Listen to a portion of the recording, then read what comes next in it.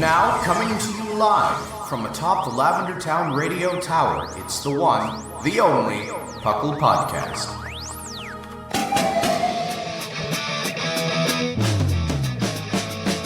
It's PUCL! PUCL! It's PUCL! PUCL! Pokemon Underground Champions League, oh yeah!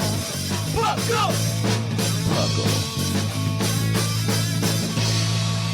And welcome to the 434th episode of the PUCL Podcast. I am your host, Trainer Thatch, here today with my morning early bird co-host. There we go, early bird. It's the same time that we always do it, but it's early bird because time has no construct anymore. We have no idea what it means. What is time? No one knows. No, we just wake. We wake from sleep a couple turns early. That's all we do. So we have Dr. Shamu, as you could hear in the background. Hello, hello. And then we've of course got none other but Lynian, the man. Hello, good morning. We're gonna just say the man. Welcome to the PUCL Podcast. PUCL, of course, standing for the Pokemon Underground Champions League, a nonsensical name I came up with in 2016. Or not 2016, 2007, when I was 16. So that makes sense. It's all right. Time's a construct. It doesn't matter. Time is a construct. Who cares? The name. Welcome to the PUCL Podcast, a nonsensical name we came up with in the year 2026. But we talk everything here Pokemon, from the video game to the trading card game and everything in between. I don't know. Is there? We'll say there are. Everything else is in between. And so. What have you guys been up to lately? We got some fun stuff to talk about today, but I want to know what you guys have been up to lately. I don't think either of you have been on the show very recently. I think I was in the beginning of the year. About it. Yeah, you were on the beginning of the year. You haven't been on since. Yeah, I really haven't been doing much. It's just been a couple raids here and there with some events. I should do some of the new ones that they I haven't done that yet either. I haven't done it yet. And then it's just been Animal Crossing and some other games. Yeah. Playing around with Animal Crossing. It's a time. And you've got a new office now too, right? I moved, yeah. Yeah. Last week or two I've been moving. That's exciting. Soon, very soon, hopefully be able to do some streams or something. Ooh, that'll be fun. Do a fun run through or something. Yeah. What about you, Lynian? What have you been up to? Since the last time I've been on, I have not been able to do a whole ton Pokemon other than get to the last dungeon in DX. For the story? Yeah, the Rayquaza dungeon. Yeah. Get there, mostly, I think I was 2 floors off the top, got slaughtered by a monster house, and I no longer had I just don't have reviver seeds. So, I've put that down for a bit because grinding for items sounds terrible. Yeah. So, other than that, it's been a lot of Animal Crossing and some Borderlands 3, which came out on Steam. And that's been my free time. Same here with Borderlands 3 as well. I've never played Borderlands. I've heard it's good, but I've never played it. Wow. Did you just say wow? It's first-person shooter Diablo is the best way I can describe it. I've never played Diablo. So there we go. Okay, now this is my turn to say wow. Okay. So you know Payday? I have played Payday. It's kind of like that with skill trees. Okay. But it's more of closer to just an FPS instead of a objective game. Oh, so I don't know. I don't know. It's something that I care about then. You still have missions and stuff like that, but it's not like you complete this mission and you redo the same things over. And it's a fun game. There's a lot of variations you can do with it, and very humor driven. I don't play a lot of first person shooters. The only ones that I do I play Payday. I think that's probably the only first-person shooter I play, but that's only because it fulfills the male fantasy of wanting to be on a heist. I honestly think that's the reason why I play it, because it's just I can't wait to get in there with Shamu and Orange, and then we're just gonna go on a heist, and we're gonna go steal some stuff, and we're gonna shoot some maybe questionably, possibly good guys, but probably bad guys. And yeah, it's a good game too. It is a good game. I haven't played that in a while. I haven't played in a while either. I should play again. I like Payday. But the other one that I've been playing a lot of Pokemon TCG because I've been prepping an account for PUCL so that we can have one for all of the hosts to stream on and we can collect things together. And I've just been grinding it in my free time because I was just I want all the things. we bought a bunch of packs so we could do trades and stuff and get the account set up with like all of the decks. But the problem was we didn't expect so many people to donate like a lot of their collections. So we have a lot of the packs left still. And we've got like a lot of the expensive staples. I think the only thing we're missing is like a third Dedenne GX. And so, but everything else, we've got like 3 Zacians and we've got... I think that busted pulls too. Like, oh, we did have a couple busted pulls from the locked packs. And then you got a full art Zacian, so you got rid of the other one because you didn't need it. We got a second full art Zacian after that. Oh, okay. So what Sigma and I did was we made the executive decision to trade one of the regular art Zacians for an extra 3 packs for a third full art Zacian. oh yeah. Just so we were running a full play set of full art Zacians. Perfect.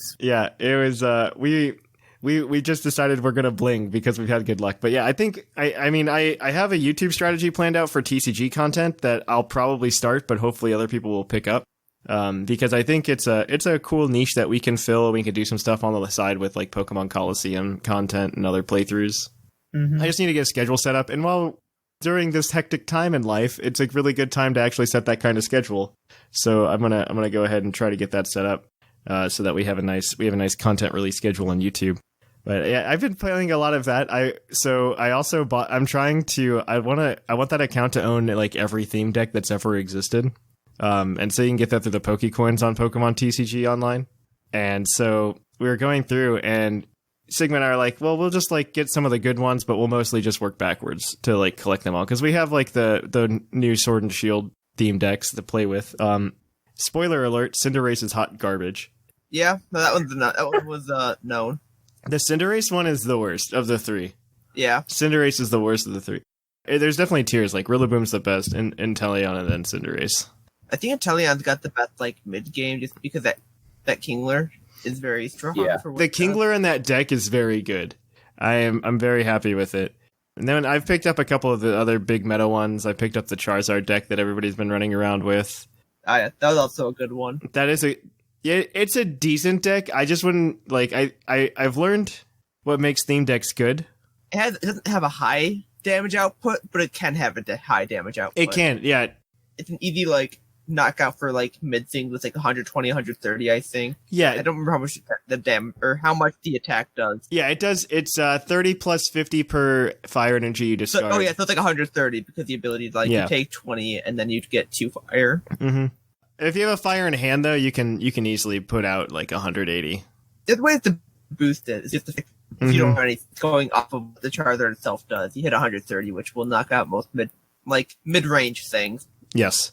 The thing that I dislike about that deck is it doesn't really have a good plan B.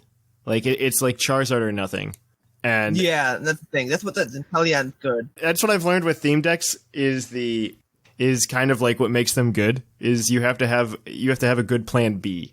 Yeah. And you have a primary attacker and a secondary attacker. Yeah. And if you only have a primary attacker, you need to be able to support it, and theme decks generally can't do that. Like in Inteleon, you have Inteleon, and then you also have the Kingler, which are both fantastic options. And then in the Rillaboom deck, you have Rillaboom and then Snorlax.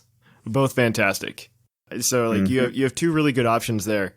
And then you have like 1.75 options in the Inteleon deck because Kingler is good, but not that good. Essentially, it's like if you have something that can just do it, but I think with it just needs a damage counter on it to do more, or is it like for Kingler you need a damage counter, but you don't have it. You could start sniping with like Cramorant, but it's a theme deck. You're not getting that many good draws. No. Yeah. It's more just the fact because the Kingler does like 90 plus 40 or something like that. 90 plus 60. Oh, it's 60. Mm-hmm. Okay. Yeah, it's disgusting. So they just have a single damage counter on a thing, and you just hit it. It's pretty much almost a knockout, unless it's like 190 HP and you only did 10 or something like that. But most things. If you want to talk about hot garbage theme decks, though, just as the reason I was starting this was because Sigma and I were just like, we're working our way backwards, obviously, but we were just like, well, we need the Totodile coin. So we got the Heart Gold. We got the Heart Gold Soul Silver theme deck. That thing's hot garbage. Yeah, well, because it's a power creep thing. Because like back then, your stage 2 still had like what 120, maybe 130 if they got lucky. It's not even that. You know how today, like if you buy a theme deck, and like if you buy the Rillaboom theme deck, for example, you get 2 Rillaboom. You only get 1 for Alligator. You get the 1 starter. Yeah, you get the 1 prime. Yeah, card. and they used to be better because this one's literally running like a 4-3-1 line of like for Totodile, Croconaw for Alligator, and then it's also running like a 4-2 line of like Slowpoke, Slowbro. Yeah. And it's running like a 3-1 line of Execute, Executor. So like it's just hot garbage. Like the power creep's definitely there, and it's definitely very real. But oh yeah, the fact that the deck isn't going to help you at all when that's happening is also gross. Because I think back then they're more of a starter deck and not an actual theme deck. Yeah.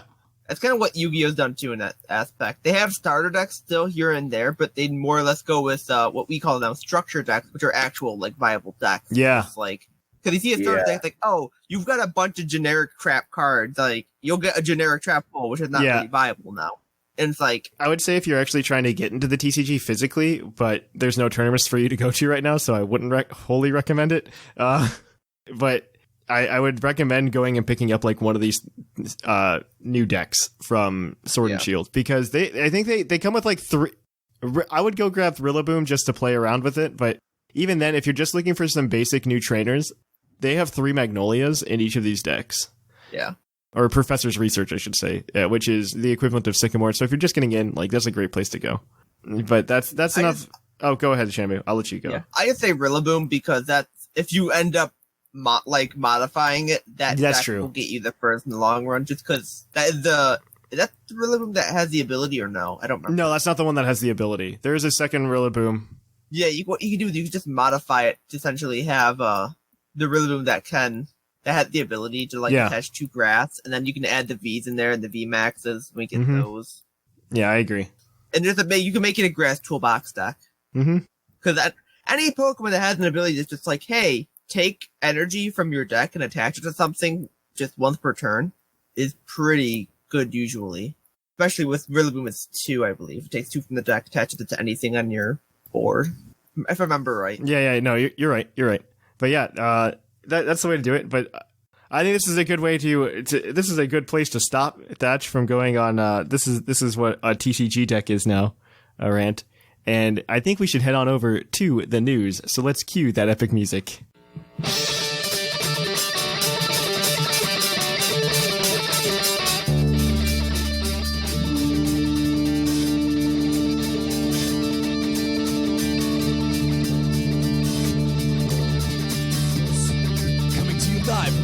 Town Radio Tower. This just in.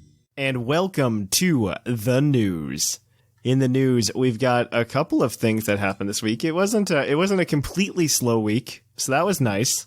So, first of all, max raid battles have shifted in Pokemon Sword and Shield. Right now, Gigantamax forms of Copperajah, Garbodor, Duraludon, and Charizard are all going to be more frequent in 5-star raids.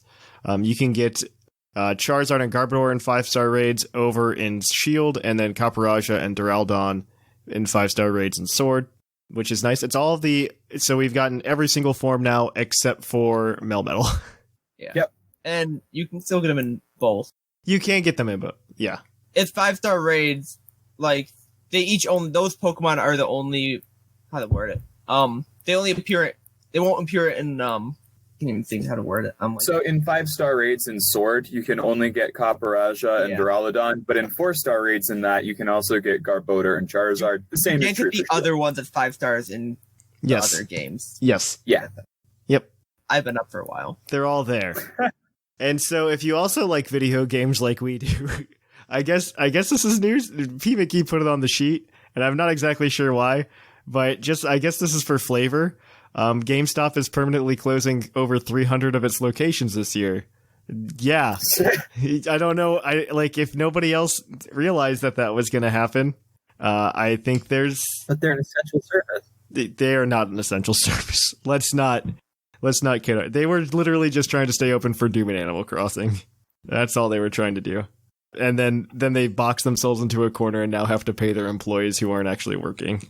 So it's a good time. Public shaming works. Yeah, it's a good time. It was bad PR. It was real bad PR from GameStop because it's already a company that was on people's watch lists, and then they were already on the radar of like the public, especially their main clientele, and they just ruined their brand. I don't know how to explain GameStop other than they've just completely ruined their own brand. So good job, GameStop. You're doing all right. Close some more stores, I guess. The word on the streets is that they're going to close all of their stores, and or most of their stores, and the ones that they leave open are going to be the ones that get converted to like their new like internet cafe style. And then I think to myself, man, is it the early 2000s again? and then I'm wrong. Let's see. The registration for the 2020 International Challenge in April is now live. You can sign up for the event. It's the current format of VGC, and all registration's available until the 9th of April.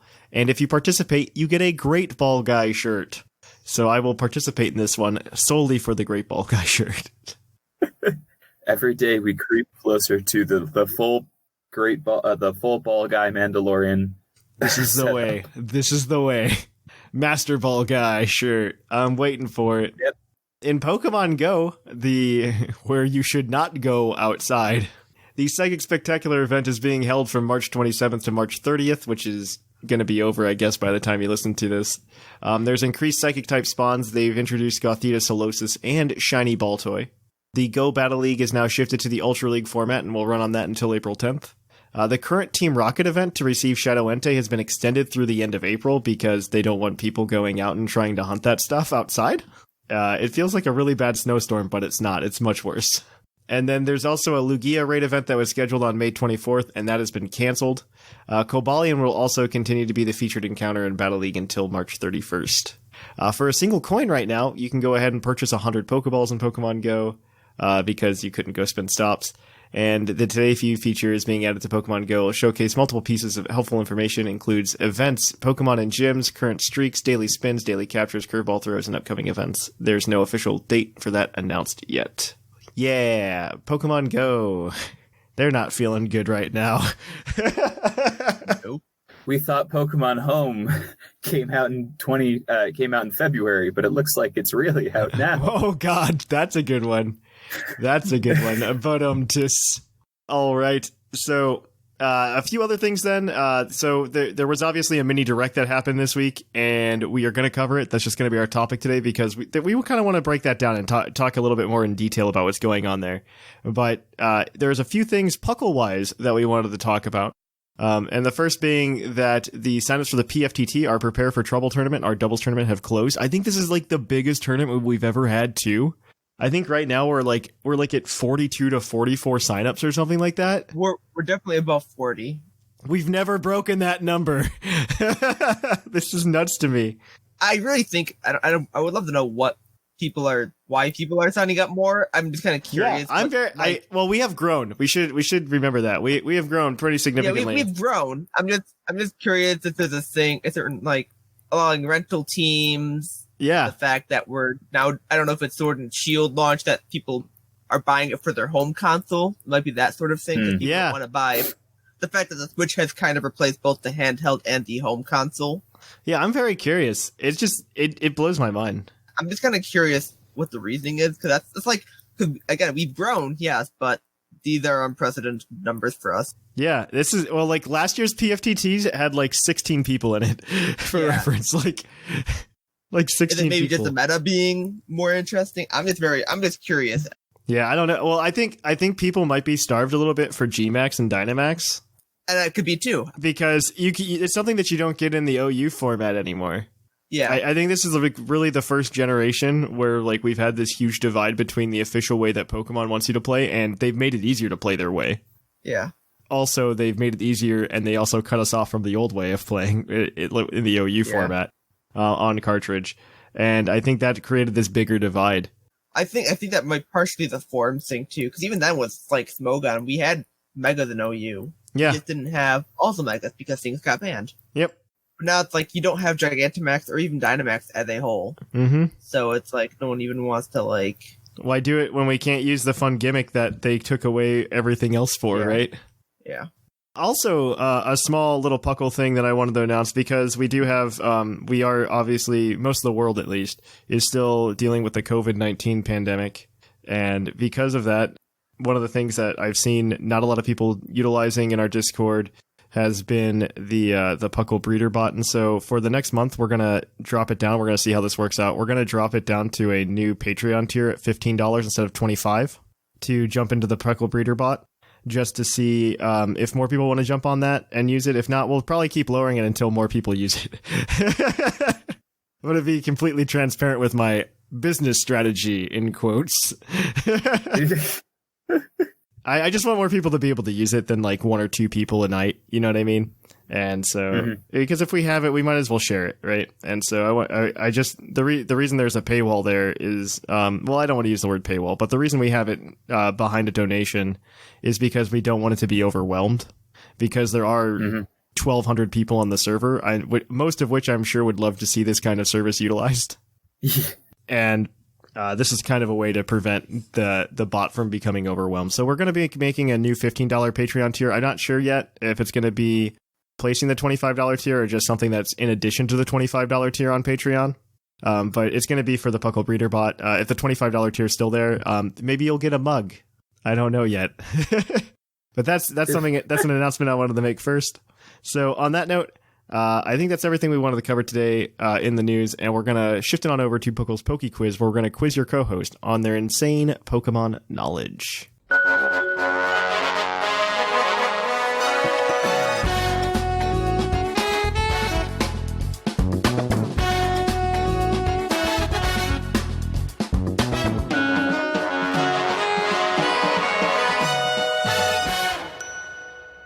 And welcome to PUCL's Poke Quiz, the part of the show where we quiz your co-host on their insane Pokemon knowledge.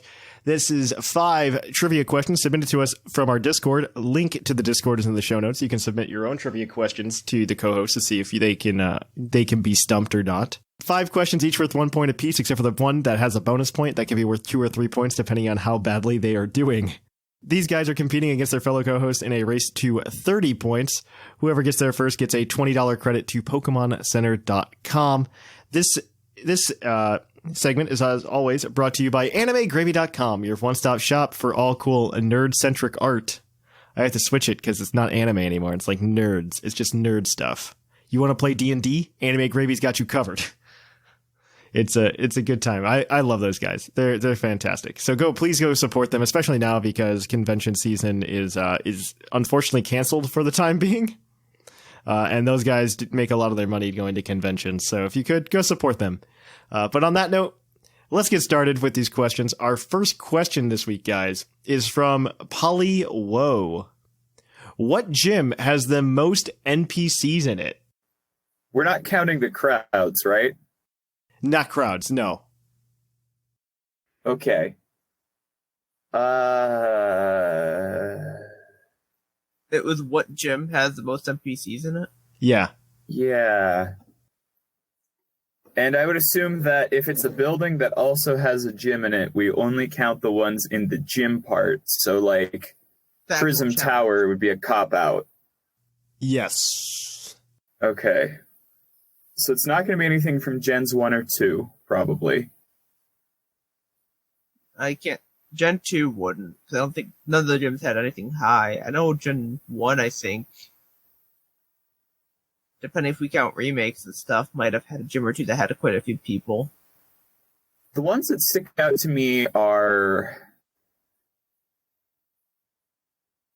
the ones that I think Gen 4 and 5. Because Gen 6, there really weren't that many battles in gyms. Yeah. And Gen 8, there's like, 4 tops? Oh, wait, no, Spikemuth. Oh, Spikemuth is actually a contender, because they had that crowd of like 6 people at the end, if not more. Yeah, and there was like, and the battles, there were like double battles within it too. Yeah. The only one that's Spikemuth, and the one that always felt like it took forever in Black and White was the Dragon Gym.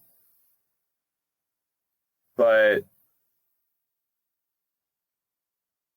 yeah, I can't think of anything that would have more than Spikemuth. Yeah, because I'm thinking even that, I'm just thinking maybe like 8 at tops, and it's like, That's not a lot. There's going to be some random. Moss might have had more than that, but not more than Spike, but more than 8. Yeah. The other one that for some reason sticks out to me is Snow Point, just because there were so many skiers. But doing the math in my head, like the count, I think it's only like 8 people there. Yeah. They generally don't go above like 8, except unless the weird gym or weird style. Yeah, I think Spike would be that's probably what I'm gonna go with. All right, final answer, Spike Myth. Spike Myth is unfortunately incorrect. It's very close though. It's like second. The correct answer is Moss Deep. In Emerald version, there's like 15 NPCs in it. Yeah. Okay. Yeah, it was close though. You guys were close. All right, so our next one is going to be from the let's see. No, we're going to do it from Lord Snorlax. Which non-legendary, non-mythical Pokemon has the ability to learn the most moves in the national dex? Learning by Sketch or Transform does not count. So what, non-legendary and non-mythical? Non-legendary, non-mythical can learn the most moves. I will give you a hint and say this Pokemon was introduced in Generation 4. Okay. Because these questions are hard today. That's the hard one, because, like, okay, so essentially... This fighting type Which of the 700 Pokemon has the most moves? It's like, This fighting type Pokemon introduced in Generation 4. There we go. A fighting type. Okay. What? Part fighting type. Lucario's an option. Infernape's an option. I think Lucario is closer because he gets random stuff like Water Pulse. It's got to be. So, was there anything that evolved from a previous gen that was fighting type? Not that I can think of off the top of my head. This Pokemon also has a Mega. Lucario. Okay, so Lucario is still a potential. What other Gen 4 Mega Evolutions are there? That the fighting type? I'm trying to think, because they didn't get... Man. Gallade the same. Well, no, Gallade doesn't have that much. No, Gallade, because it gets all the evolution moves, right? Like, it's going to get a bunch of Psychic. It's going to get a bunch of Fairy, because those got added to its previous evolution moves. They keep giving it new egg moves. They gave it every slashing move. It's got a Mega. Because I know Lucario's move pool isn't amazing. I've used that thing before. It's good, but I don't think it's the biggest. But Gallade... Gallade gets a bunch of support stuff too. Yeah, and he gets like every slashing move. He gets. Yeah, I'd say Gallade. Gallade is correct.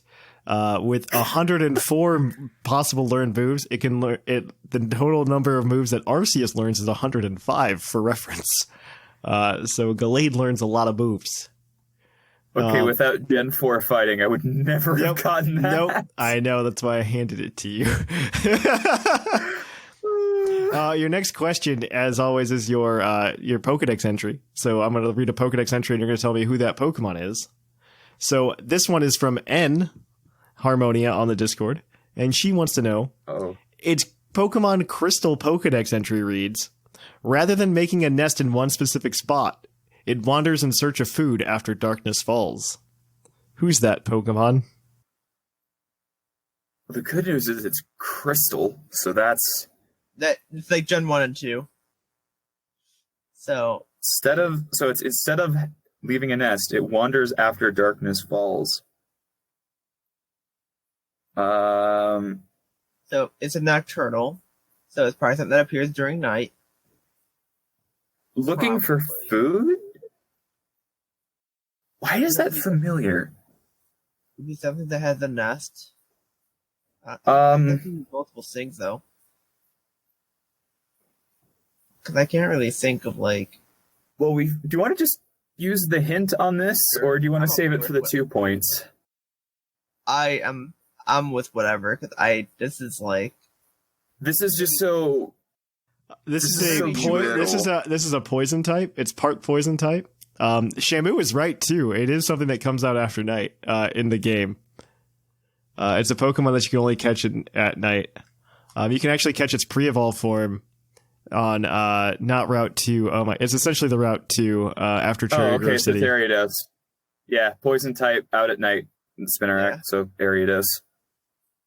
Ariados is correct. There you guys go. You guys are 2 for 3. Your next question is going to be worth 3 points. Let's see which one's more reasonable. That's what you like to hear. You know what? I'll ask you guys if you want to know if you want to do gym badge names or if you want to do Nendroid figures. I think Shamu is the only person with which I'd feel comfortable handling weeb merchandise.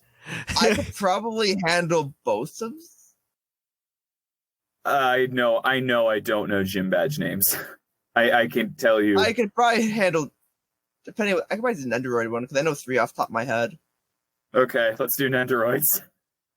Over the past few years, Good Smile have released 8 unique Pokemon trainers in their Nendroid line of figurines.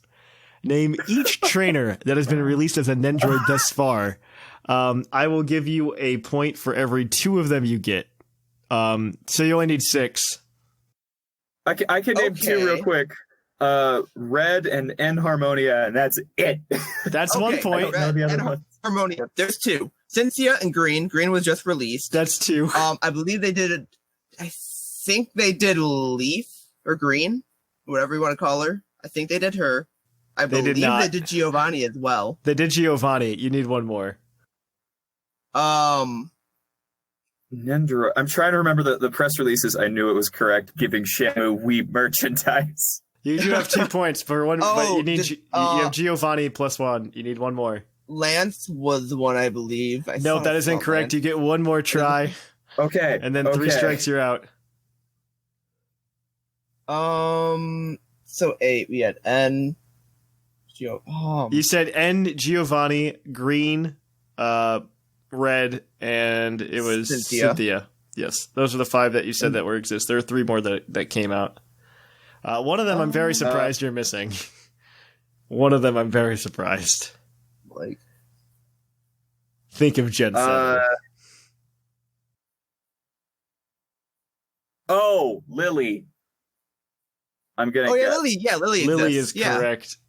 Lily is correct. That's 3 points. The other 2 you were missing were Lana and Ash. Okay, Ash, we really should have guessed.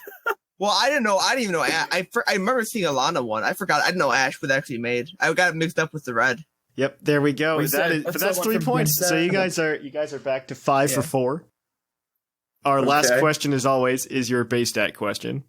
This last one's going to be from the master of trivia himself, Ribby. And he wants to know what not fully evolved Pokemon has the highest base special attack.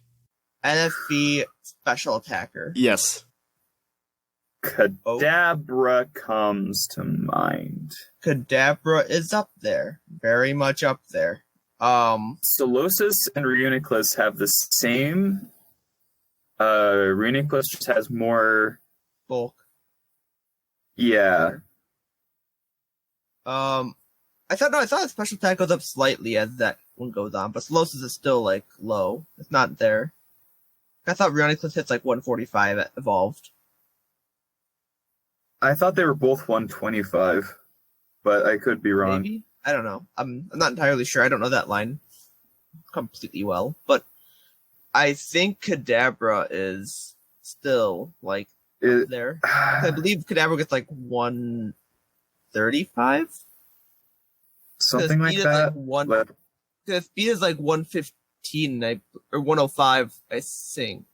Because Kadabra gets mostly defenses, but no. I remember when we were doing UUTC, yeah? Not UUTC, blah, blah, blah, blah, blah, Draft League. When Seth and I were joking, saying he needs to pick up Reuniclus and Duosion, because Duosion had 125, and I know Kadabra's is not 125, I think it's like 115. Because Reuniclus it only gets more HP in special defense. I think defense. I think it's Duosion. More than Kadabra. I'm okay with whatever. Yeah, to be honest. Wait, do we have? Wait, is there a last question? Yes, but you already used the hint, This is the last didn't one. you? Oh, we did use. Where's the hint though? Yeah. Oh yeah, for that. Yeah. Yeah. Is Duosion your final answer? I feel strongly. I'm with whatever. I'm not. Duosion is correct. It's got a base 125. Kadabra and Magneton both have base 120 in second place. So you guys got 6 points today. That does shift around the standings. Shamu, you moved like 5 places. Like, no joke. You moved a lot. Lynian put himself out of reach of a lot of people. So we're going to go ahead. So in first place, we have Lynian at 25 points. In second place, we have Seth with 17. In third place, we have Whimsicott with 16. In fourth, we have R Sigma with 15. In fifth, P. McGee with 14. In sixth, Dr. Shamu with 12. In seventh, we have a tie between Sublime and Scrawn with 9. In ninth, we have a tie between Jushiro and Basket at 7. And that's everybody. That's just everybody. Everybody's like solidly on the board. So I'm impressed with that. So on that, if you want more PUCL's Poke Quiz, you can tune in next week for another segment of that.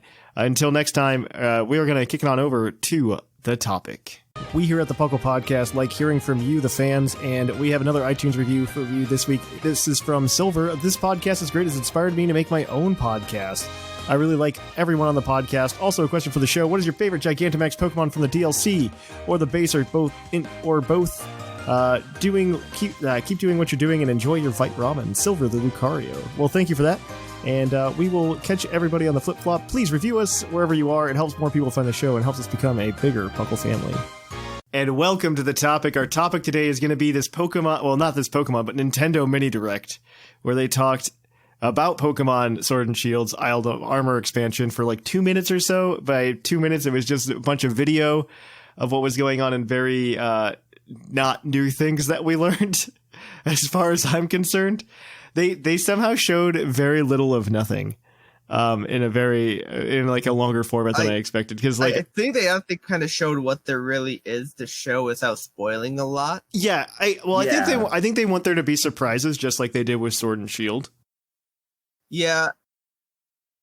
I am impressed because we at least did get to see like more gameplay happen. Yeah, that was the ones. It was more or less, I think, the cutscenes kind of like some of them and some of the animation they were working on. And yeah, and like, it looks more full than I expected it to be. Because honestly, the way that I expect that DLC to play out, and I think there's still a chance for it to happen, but maybe with a couple cutscenes that you go to the Isle of Armor. They give you Cubfu, there's some cute cutscenes with it, and then you just go and you get Urshifu, and then you're done. And then it's just like, here, go catch all the new Pokemon. Well, now you get to battle your rival. Yep. Yeah. I feel that's kind of where I'm at, but I just think it's more or less like the main bulk of the content is the wild area, which they don't want to go into detail about. Mm-hmm. It's like the mini wild area, whatever you want to call it. It's like half a wild area. The Untame area. Is that what they call it? No, I'm just saying because it's like half a wild area. Oh. There was supposed to be a joke and I missed it. Uh-huh. Well, I don't feel bad I missed it kind of too. It went over our head. Yep. It was a bad joke. It's fine. It's fine. It's okay. So they did announce a couple of new things, but I really want to just go into like our expectations. So let's get the new things out of the way real quick first. So the things that they did announce, I'm really disappointed we didn't get Slowbro. Let's just throw that out the gate. Like, what a good opportunity. Like, we're like what, 3 months away from getting it. So yeah, they should just shown us that and then just go like, yeah, we'll get you the other possibly new ones when it actually release. Yeah, like I don't know. Even just show, like, you don't even need to show. So in the trailers for Sword and Shield as they were coming out, I think we saw pretty much every single returning Pokemon in the Sword and Shield Pokedex.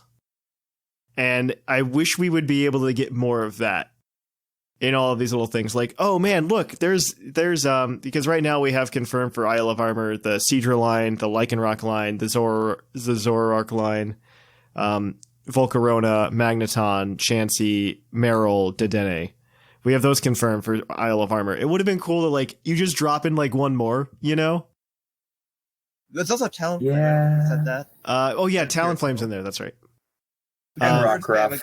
Yeah, that's why I said Lycanroc line. But the It would be nice just to drop like one of those in. Like that would have been fine. I know they were really trying to push the Urshifu thing, and they're like, and then you get to choose a tower to go in to choose what it evolves into.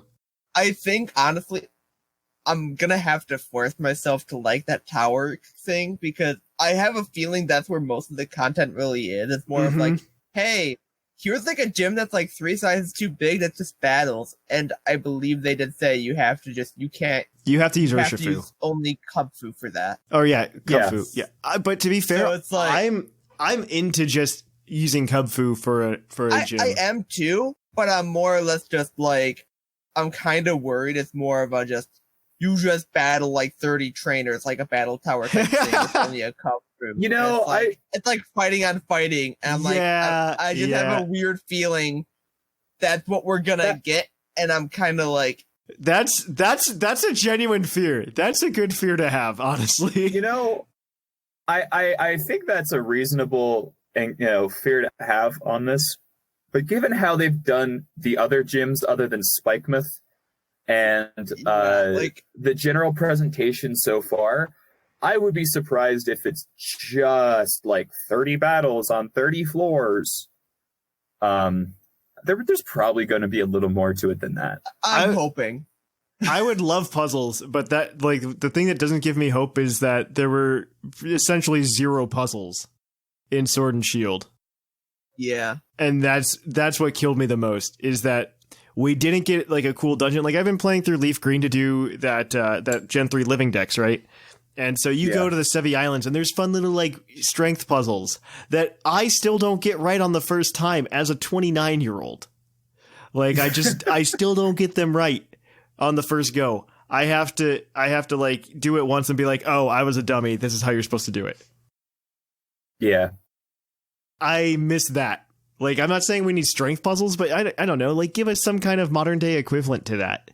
I understand they were really worried about people being like, oh, I can't beat the game. It's too hard to do these puzzles or whatever. But people play Jedi Fallen Order. Whatever you do, no more tile puzzles. No more tile puzzles. Oh, God. After Gen 4, the Heart Gold Soul Silver, I still don't know what those unlock. It's just more unknown. I would really like to see instead. I want instead of the Braille puzzle, I want the Wingdings puzzle. I want there to be a generation of people that instead of understanding Braille, understand the translation from Wingdings to letters. I want somebody that's able to coherently type in Wingdings. But the only issue is we have the unknown alphabet, which is effectively Pokemon Wingdings. No, it's not. Wingdings are horrible compared to the unknown alphabet. Oh, I know they are. But on a basic level of it, just a weird language. That's what we have unknown for. That's what you do is you get through the puzzle, and instead of the Reggie on the other side, it's just Wingding unknown. Oh my gosh, new form of unknown with Wingdings. Guess what? The unknown decks have doubled in size. You now have a bunch of Wingding unknowns. Galarian unknown. I'm so into it though.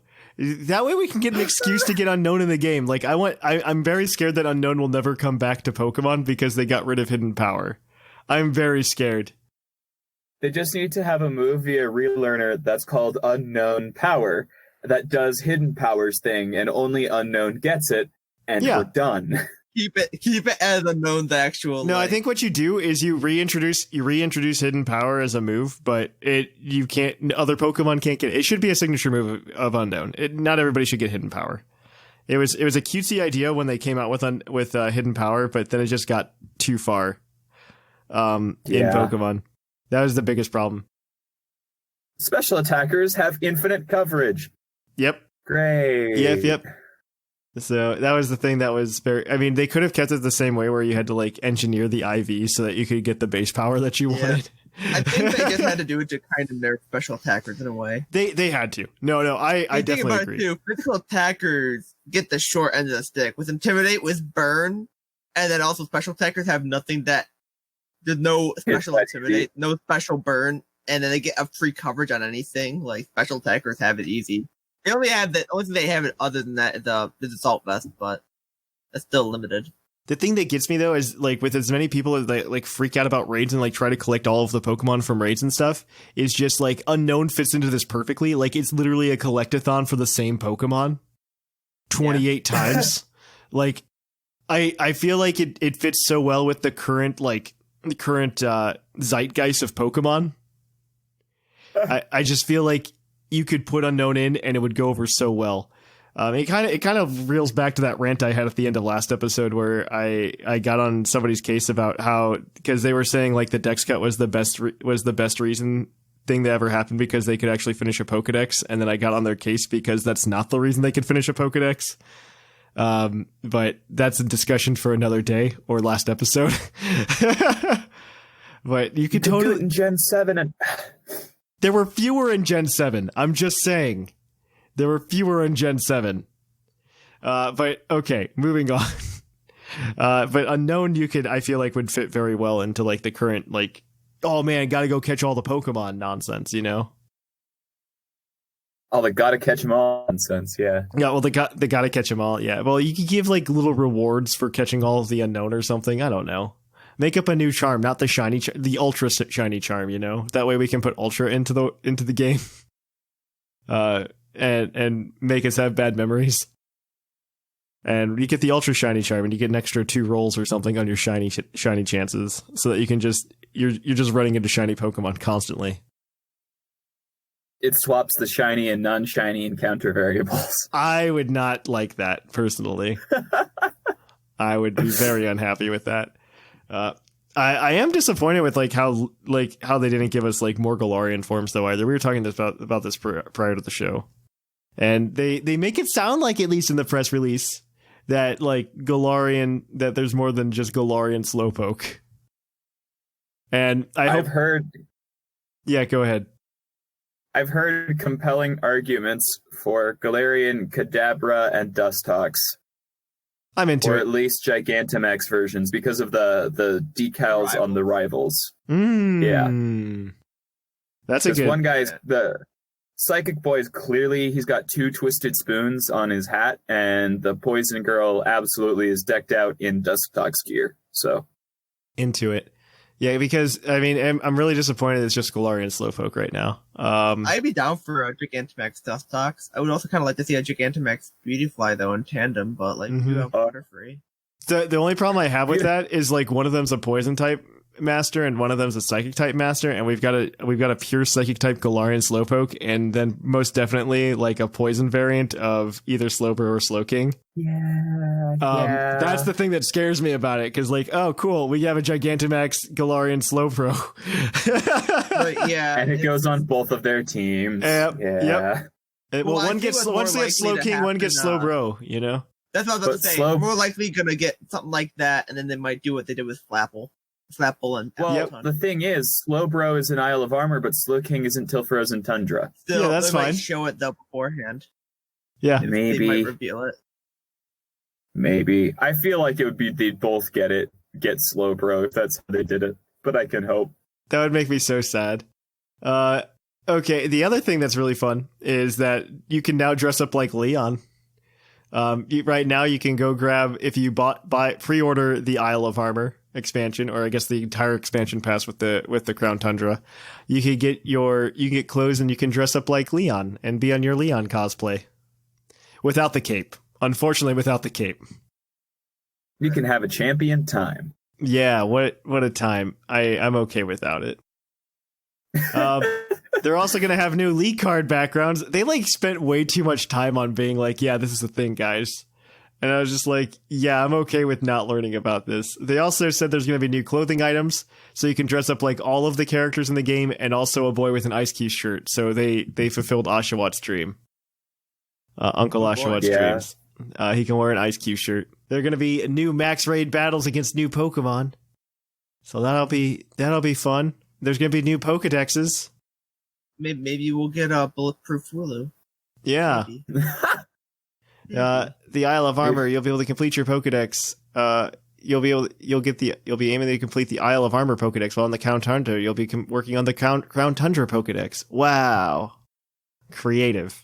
Gosh, from the first one, I never would have guessed the second part. Yeah, right?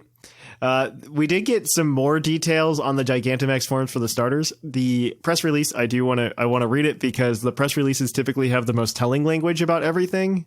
Mm-hmm.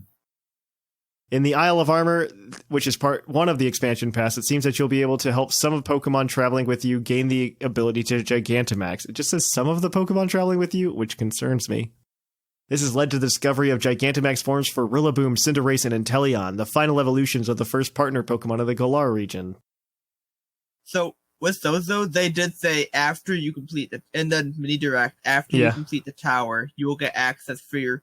They worded it as your partner Pokemon, so the only thing I'm worried about is it's only the starter you got. God. Oh, no. So if you somehow lost your actual starter, you will not be able to get these. Oh, no. Well, good thing you still have your Grookey. Yeah. I've got my Grookey. Yeah. Yeah. This time, the details about the G-Max moves that only Rillaboom, Cinderace, and Inteleon can use have been revealed. These G-Max moves are tremendously powerful, packing an even greater punch than normal Max moves or G-Max moves. And they ignore abilities. Yeah, prepare to be underwhelmed.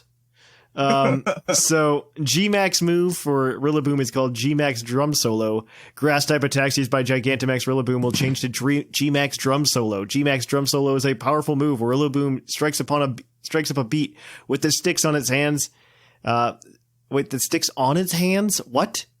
And elegantly controls tree roots with spectacular drumming skill.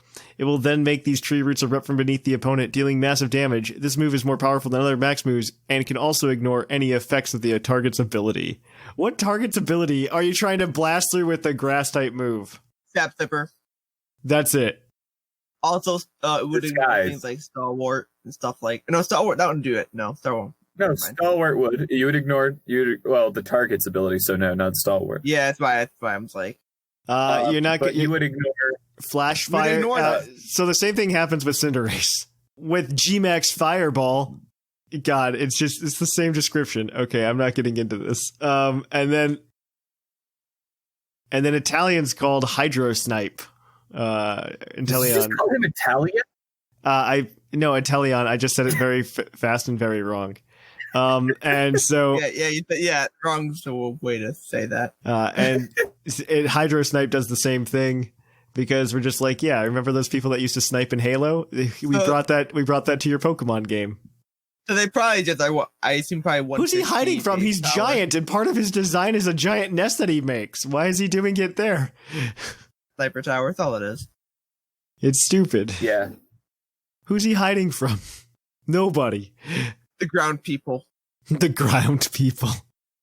He doesn't like making eye contact with people. That's fair. I don't like making eye contact with people either, so that works out.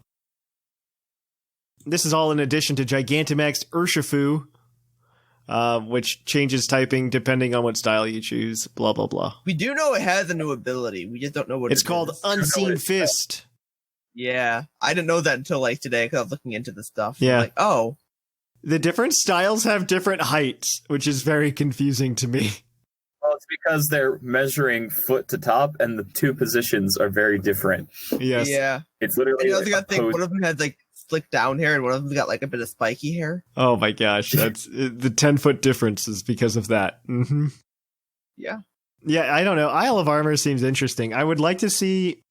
I'm excited, but then I'm continuously sobered every time I remember that these DLC only account for half of the missing Pokemon.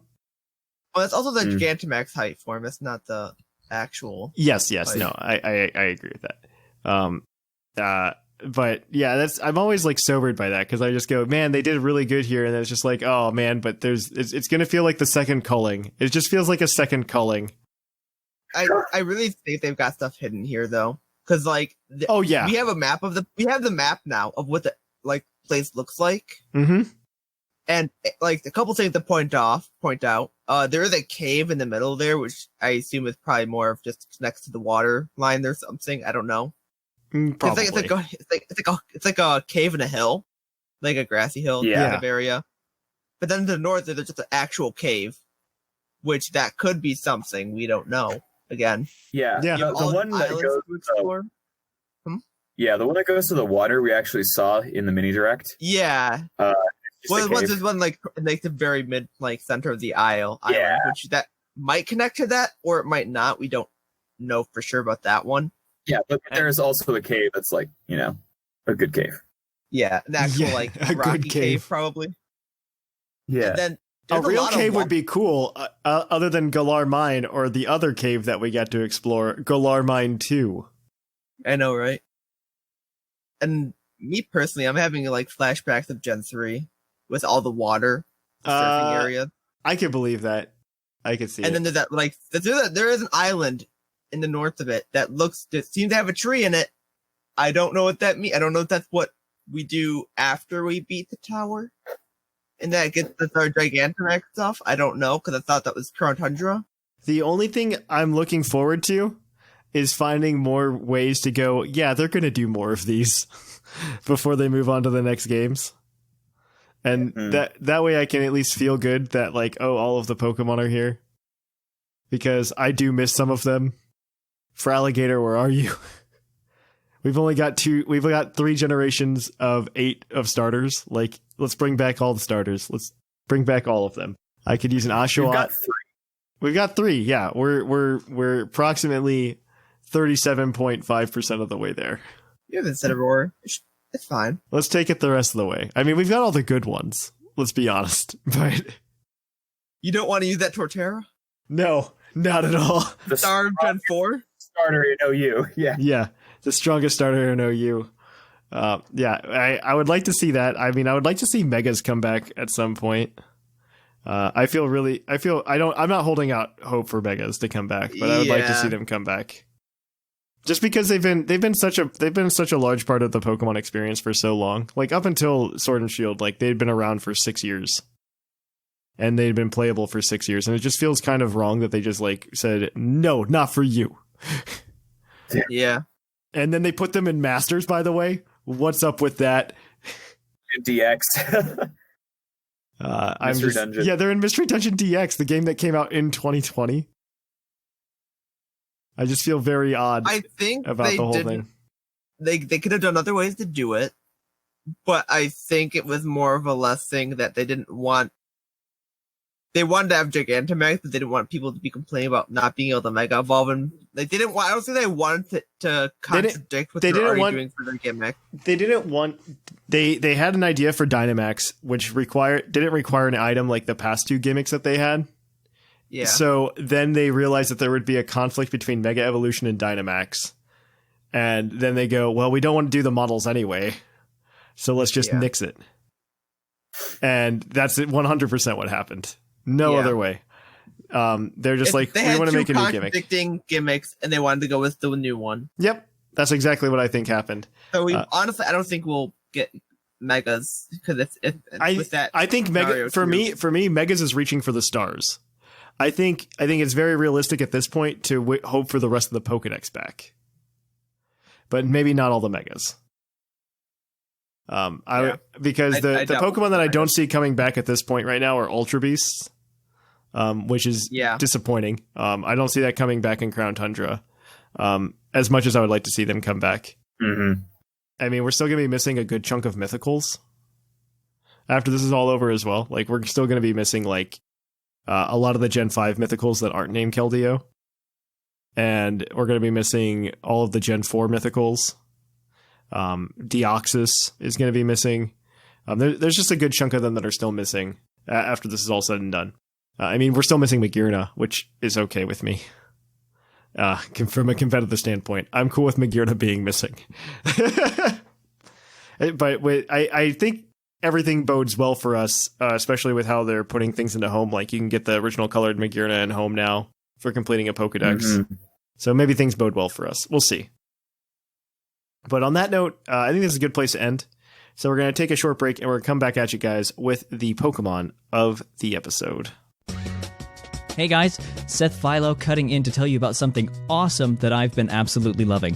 Vite Ramen. If you guys know me, you know I have a borderline noodle addiction, and part of that love has always been a guilty pleasure for ramen. Well, Vite Ramen is ramen, but get this, it's actually good for you. You heard me right. The guys at Vite Ramen have spent years making ramen that's nutritionally complete, and I absolutely adore it. Each bowl has 30 grams of protein, which is more than your average protein shake, 7 grams of fiber, all 27 key vitamins and minerals that you need, and most importantly, tons of awesome flavor. Oh yeah, and did I mention it still only takes 4 minutes to prepare? It's basically still instant ramen. You can head over to viteramen.com and pick up soy sauce chicken, garlic pork, and my favorite, vegan miso flavors, as well as handy utensils and other such stuff. And here is the coolest part. At checkout, enter code PUCL, and you'll get 10% off your entire order. That's PUCL, all caps, for a whopping 10% off. Anyway, I gotta get back to rating, and you've got a show to finish. Catch you guys on the flip-flop.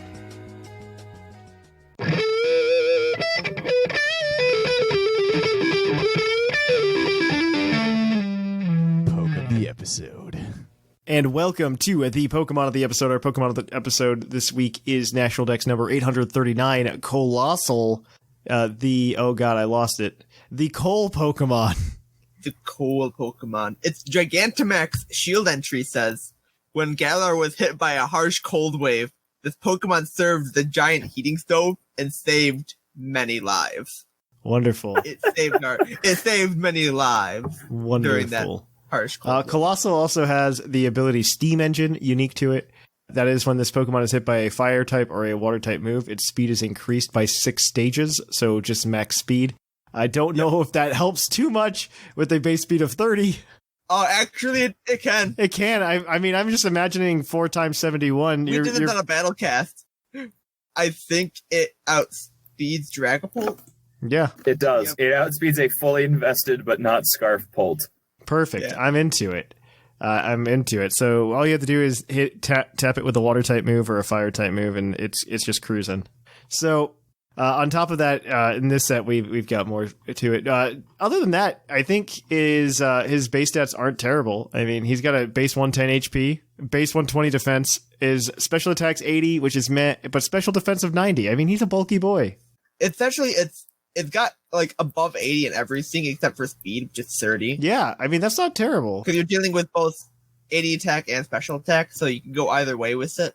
That's not terrible. And then what's his G-Max move do? I'm not very familiar with it. Essentially, it does what Charizard does, where it sets like the Blazing Field, but as a rock type. Oh, I'm into that. So it just deals damage on the board for 4 turns. So you also probably use that when you. Yeah. Well, you could. This team's not G-Max. Yeah, unfortunately. I forgot. This one's not G-Max. It might be worse to run G-Max. No, this is something that's a question. We don't know if it's better or not yet. Yeah. It has variations. If you do rock, you get you'll have access to the special defense boost. Yeah. But if you do sun, you have access to another move. Should I just... Yeah, go ahead. Tell us about Colossal, Shamu, and this team that we've got. This is a VGC team. Yes, this is VGC, so you're running... Everything's pretty much running Protect almost. Mm-hmm. So it has Heat Wave, Ancient Power, Solar Beam, and Protect with a weakness policy. So you're running a special. Because this was not G-Max, so you can set Sun or Sand. Mm-hmm. And you have your grass coverage. Because it depends on what you want to do. You could probably, if you want the Sand, run it normal. But if you want that damage over time thing, you probably want it G-Max. It's like, it comes down to the fact that do you want to accidentally set Sand or possibly set Sand? Or do you just want to deal with your Sun? Yeah. You do solar beams afterwards if you're alive. It's a weird... It's really more or less what do you want to... I guess it has to do with the meta at that point, too. Like, what are you more worried about dealing with? That's true. I think right now, I think either or is a good option. It's honestly based on preference. Do you want Sand or do you not want Sand? Yeah, do you want that chip over time that's not actual Sand, or do you want... Yeah. Do you want to get rid of another weather? It's really... It depends. Mm-hmm. And a lot of this team has some stuff to like kind of trigger its Steam Engine. Because you're essentially I don't know the stat spread on it, but I assume it's probably like a... I'm sure it's a bulky boy. It might be more, might be like HP and speed. Well, the idea for me would be at least you go big and then you hit it with like a surf. You hit it with a surfer after it goes big. Or you do some other tricks this team has in store. Mm-hmm. But I'll move on to one of the other Pokemon. I guess the other main. I don't know I don't know about main, but it's a good one. Yeah, now that I thought it's not something else there too. But the other little fun mon, there is a Durant with Life Orb. It's got Ironhead, Stopping Tantrum, Thunderfang, and Protect. I assume it has Hustle. That one I don't know. Yeah. But generally you run Life Orb, Hustle, Durant. So it's just got its generic coverage. Hits hard. It does Durant things. Mm-hmm. So we also have a Rillaboom because coverage. This is for, you just have Drum Beating with Rillaboom, which is just a solid move. Knockoff, which is also a solid move that not many people get anymore. It's a specialty now. Fake Out, because Fake Out's always nice in VGC, just so you can directionally like stun people. And then Taunt is also very nice in VGC right now. So, I mean, it's just a really good spec or tech to keep in there. Rillaboom, I think, is not only the best starter deck you can purchase in TCG right now, but also probably the best of the starters. In terms of support, at least right now, until Libero comes out for Cinderace. And even then, Libero and Grassy Surge are going to be competing for good. Yeah. Melodic is also on this team with Muddy Water, Blizzard, Coil, and Recover, just so you can make a very bulky Melodic. I don't know that I'm comfortable with Blizzard, but that is a choice. That's odd. I'd much rather run Icy Wind over Blizzard, but that's just me. And maybe you don't care because you do have a Dragapult, and then you're hoping you proc Steam Engine on the Colossal. You should also mention that Rillaboom has a Citrus Berry. I don't believe that was said. Rillaboom does have a Citrus Berry, and the Melodic is running Leftovers because they're bulky. Because they're your yes, Pokemons. Yes. But take us home, Lynian. Tell us about the rest of these wonderful people. Finishing us out, we have a Dragapult because this is a Gen 8 team, so we have a Dragapult. Until Lando comes back. Even then. No, then you run Dragapult and Lando. Yeah. So cool. Dragapult, get the best of Pult worlds to say. It's got Dragon Darts, which is a very fun move in doubles. It's got a bunch of weird interactions, but they usually work out in your favor. It's got Dragon Darts. It's got Phantom Force. It's got Surf, specifically to trigger Colossal's Steam Engine. And it's got Flamethrower. Which can also probably proc. Yeah. Yeah. Flamethrower is going to deal significantly less damage, but Surf's going to proc that weakness policy and get your Steam Engine. So, you have options even on that. It's got a Focus Sash, so you can, even if someone's got like Scarf Meteor Dragapult, you can survive it and set your buddy up to go. All sorts of fun. I assume it's physically invested. I don't know. It could be. I mean, I would hope it's physically invested if you're going to try to surf to proc the Colossal. Right. And then we've got Togekiss with a Razor Claw, which boosts crit. And it's running Dazzling Gleam, Air Slash, Ally Switch, and Follow Me. Ally Switch for the good old-fashioned, you thought you were going to attack that, you were wrong. And Follow Me for, I just don't want to call an Ally Switch, I'll just play it even safer. I like Ally Switch, though, just a lot in doubles. I'm a big fan of just this intentional redirection. And Phantom Force is actually really good tech because it's smart, and it actually follows the Pokemon if they do Ally Switch. Yep. So I really like how Pokemon's going in that regards right now. In terms of redirection becoming a more prominent mechanic. But this is a good team. We'll put it up on the Discord server if you want to try to play it. So be sure to check out the Discord server if you want to try out Colossal as a Pokemon. Outside of that, though, I think that's going to be it. We're going to switch gears, and we're going to kick things on over to the mailbag. It's mail time! Send in your emails!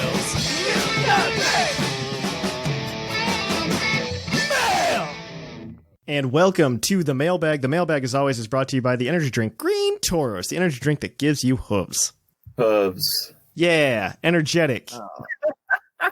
And so, if we remember and you send a good email, we'll give you the Green Tauros badge roll. That'll be fun. And you can bug the mods on the Discord server to give it to you until they remember. So, last week we wanted to know what your favorite challenges to do in Pokemon games were to help you revisit and get more longevity out of Pokemon games. We also, this is the part of the show, I forget to say this, where you can send in listener emails to us at puclpodcast@gmail.com, and we'll read them on the show. We typically have a question. You don't have to reply to the question if you send us an email.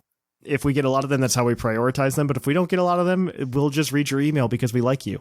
We appreciate you sending in mail. So don't forget, you can send it in at puclpodcast@gmail.com. We'll give you the new prompt at the end of the segment. Our first email today, though, is going to be from Brianna. So let me get it open up here. So from Brianna, hey Puckle Crew, I hope everyone is doing well and staying safe during this crazy time. I've been keeping busy by also doing a Generation 3 living decks. I did Gen 1 and started on Gen 2, but I really got the edge to play Gen 3 for some reason. Probably because you realize Gen 2 is kind of awful in terms of playability. I'm not going to lie. I have very nostalgic memories of Gen 2, but they're not for good reasons. It's funny because I was in high school when the games came out, and since I didn't have a Game Boy Advance, I hated on Ruby and Sapphire since I couldn't play them. When I did get one and played Emerald, I thought it was okay. Now that I'm playing them years removed and have already finished Ruby, I'm really liking them. I appreciate them more and what they added to the series. Anyways, as I already said, I beat Ruby and recently played through both Coliseum and XD for the first time and quite enjoyed them. Actually, Coliseum's super refreshing if you've never played it before, I have to say. Like, Coliseum specifically, maybe not XD, but Coliseum is very refreshing because it's a completely different turn on how, like, Pokemon is done. And then XD was just like, hey, let's meet halfway in between with the traditional Pokemon view, and it's not nearly as good. But Coliseum's like, you're a bad guy, or you were a former bad guy, and now you're going to... Coliseum was more or less, you have a limited, like, options of Pokemon. Too. That was true, too. That made it more fun. They made it bigger, but they think also, like, oh, yeah, you can just catch wild Pokemon.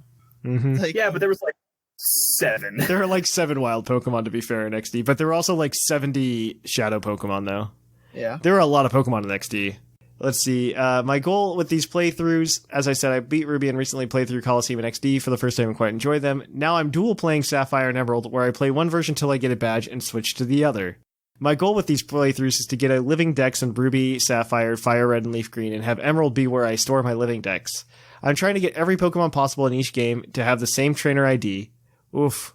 And that would mean breeding for the exclusives and, yes, save backups and save editors for the choice Pokemon like the roaming beast. Pokemon like version exclusives, of course, would not apply. I know it's a controversial topic, but I think it would just be nice to have every single Pokemon available in a particular game to be owned by one trainer instead of traded, even though trading is a big part of this franchise.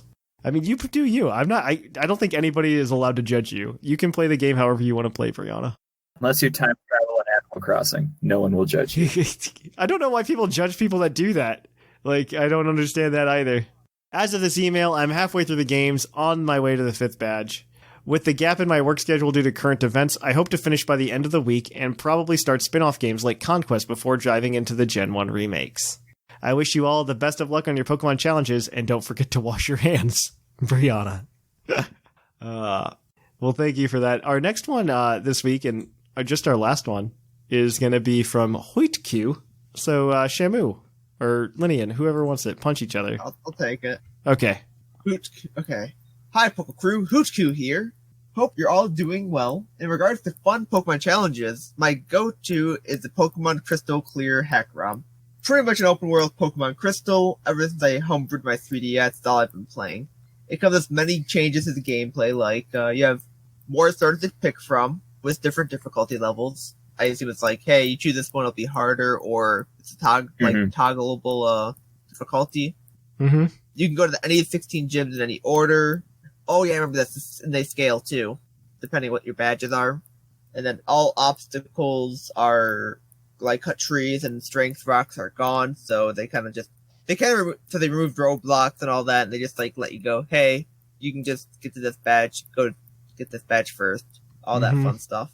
There are many other awesome gimmicks and changes, and it would take forever to list them all. But I highly recommend this ROM. Oh, and also Pokemon. Oh, they have the following. Pokemon follow you in that game. Anyways, thanks for all your hard work, and it's always a pleasure to listen. Good luck to everyone participating in the PFTT tournament. Ooh, yeah, no, it's that one I've never played. Like I said, I think the only ROM hack I've ever played was Ash Gray. I don't think I've ever played anything else. We did do an episode on it like way back in the day. It was with Sarge, so it had to be in like 2012, 2013. Yeah. It was a very long time ago. It'd be fun to do back in the dark days. Maybe we revisit it. I don't know if they've redone it or not. Maybe I don't think Ash Gray saw significant upgrades, but there's been stuff since. Yeah. I don't know if they've done anything since, but we'll see. I don't know. I know there was another hack. It was like Pokemon Orange, where it was like you go through the Orange Islands. That one sounded fun. Yeah, that was an old.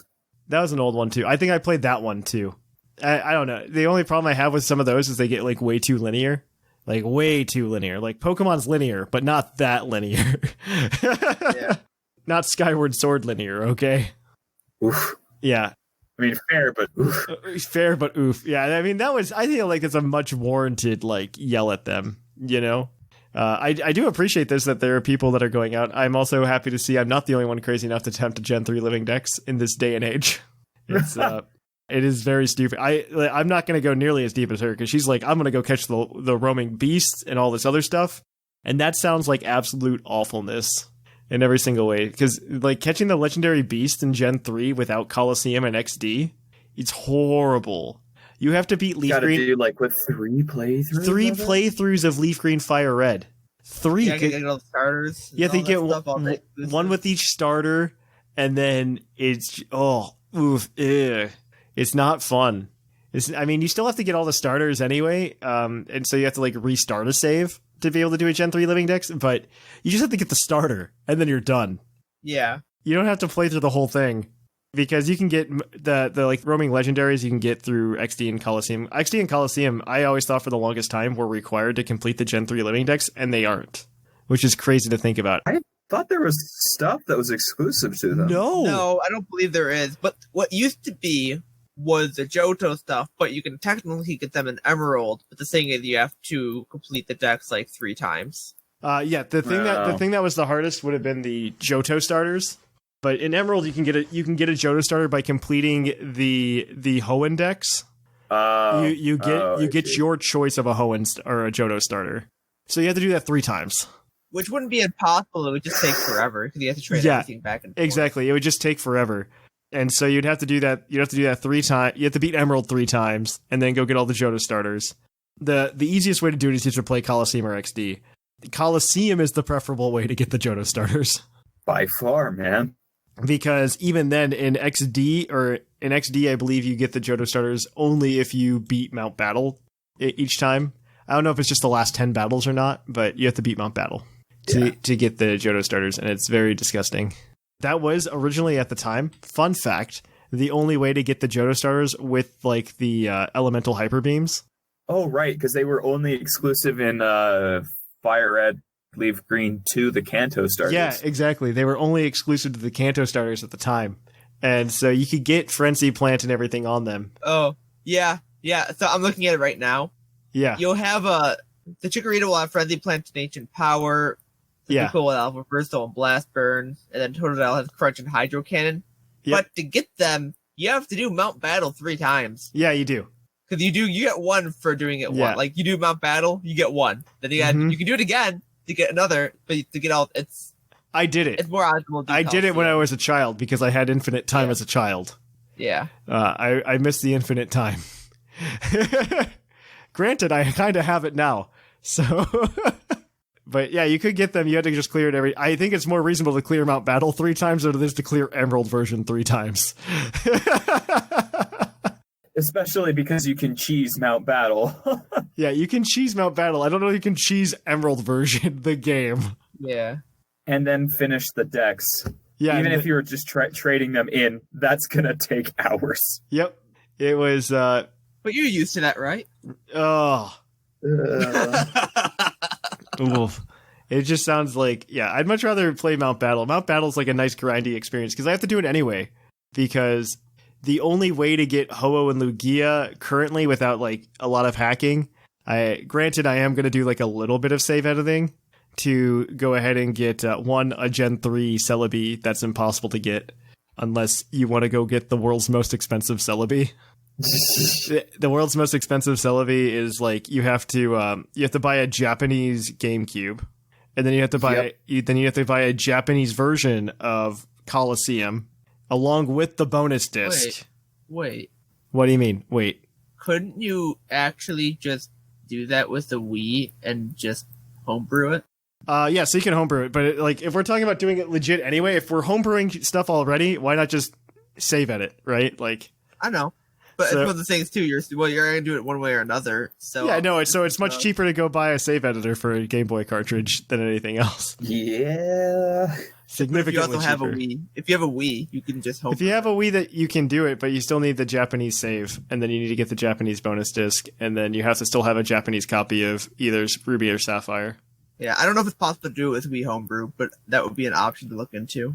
You still need a Japanese copy of like Ruby or Sapphire to be able to to deliver the Celebi Oh, too. so you still at least need what's it called, like an R4 or something. Yeah, you still need. Yeah, there's still more things that are You still need required. something, but it would be better than buying the full. Oh yeah, I think at that point if you didn't have the Wii, you'd probably be in just about as deep because the price of a used Wii versus a used Japanese GameCube is about the same now. Yeah. And it's not that much different. And then you still have to buy the Japanese copy of the game. You still need a Japanese version of Ruby or Sapphire, and then yada yada yada. You got to transfer it all over. It's a time. Let me tell you, it's a time. But on that note, that is where we'll end the show today. If you want to email us next week, you can email us at puclpodcast@gmail.com, where you can go ahead and let us know, what do we talk about today? Oh, what do you think about Isle of Armor? Are you excited for it? Or what in particular are you excited about? Is it trainer card backgrounds? Tell me it's trainer card backgrounds. Well, the weird thing about trainer card backgrounds, slight aside, they're not entirely useless. They help determine the RNG of where you battle online. Yep. So maybe that's their way of saying, oh, there's new online battle arenas. That's not their way of saying it. Their way of saying, here's some new trainer card backgrounds. I want mustard in the background, okay? Oh, God, I forgot his name is Mustard until just now. And then... I'm not going to talk about it. Okay, but you can go ahead and email us at puclpodcast.com. Let us know if you're excited for Isle of Armor after this news update. You can also keep up with us throughout the week by following us on social media over at Twitter, Instagram, and Facebook. You can always come over to our Discord server and catch us on more things. We also have more shows that come out every Thursday over on our PUCL Plus feed. Don't forget to go ahead and subscribe to our YouTube, subscribe to our Twitch at twitch.tv/thepuclpodcast. You can also come and watch us do various things throughout the week if you're bored and maybe stuck in your house for reasons. And then, of course, you can always support the show by coming to Twitch, dropping a free Twitch Prime subscription. You could go ahead and support the show monetarily by also going to our TeePublic Store and buying some merchandise, or buying Vite Ramen using code PUCL at checkout for 10% off. They'll deliver those noodles to your door. And they've got the Szechuan noodles coming finally. I'm super excited. And then they're apparently very tasty. I mean, I believe that. And then, of course, you can go ahead and check out the rest of, you can also go and get the rest of the content, like we said, over at patreon.com at patreon.com/PuclPodcast, where you can get access to the PUCL Breeder bot that is up and running. And we will be dropping that starting April 1st. And then you can also go ahead and sign up for any other tier you want. Maybe we're doing other giveaways. I think next month is Melmetal, so it'll be a time. So on that note, I have been Trainer Thatch. I've been Shamu. And I've been Lynian. And here in the Lavender Town Radio Tower, it's closing time.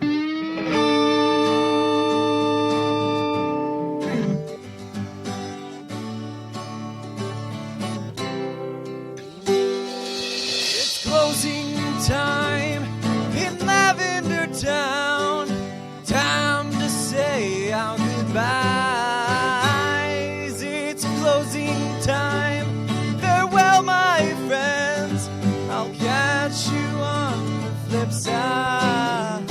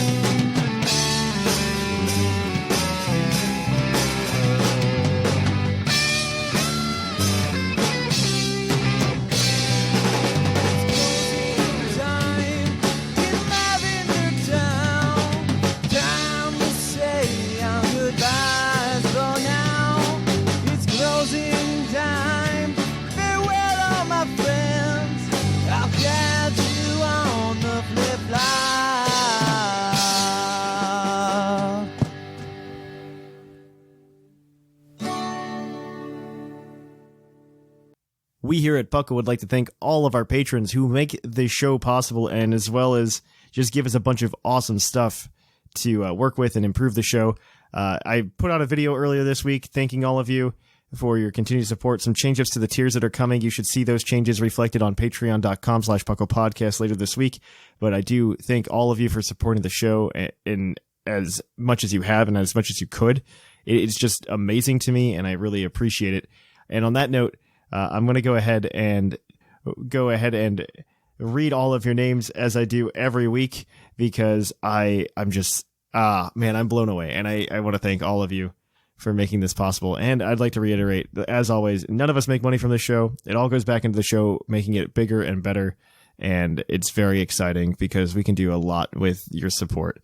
So once again, thank you. And without further ado, thank you to Greg, Viger, Dooley, Cordia, Snickle, Rob, JT Rex, Big Chonk, the fluffiest Whimsicott, Sean, Michael, Paul, Dexio, Christian, Miguel, Apollo, Corey, Rotted Mushroom, Titan Killer, Lane, Piccolo, Ryan, John, Wade, Marcus, Kinkovic, and Harmonia, Alolan Dirks, Tank, Sheldon, Michael, CR Perkins, Bodtack, Swamper Tata, Gone Corefish and Amanda, Chris, Andrew, Alex, Kenneth, Michael, Jordy, Ellen, Jacob, Bear, Nicholas, Holden, Justin, Launchpad McQuack, Craig, Joey, Matthew, Shion, John, Jonathan, Merlander, Caleb, Joshua, Zane, P. McGee, Robert, the Golden Klefki, DGZ, the British Gent, Brian DeWolf, Dylan, Trevor, TJ, Keegan, Peach, Doc Knox, Dennis, Farmer Fox, Echo, Edub, Jonathan, Disco, Calypso, Kelvin, Taylor,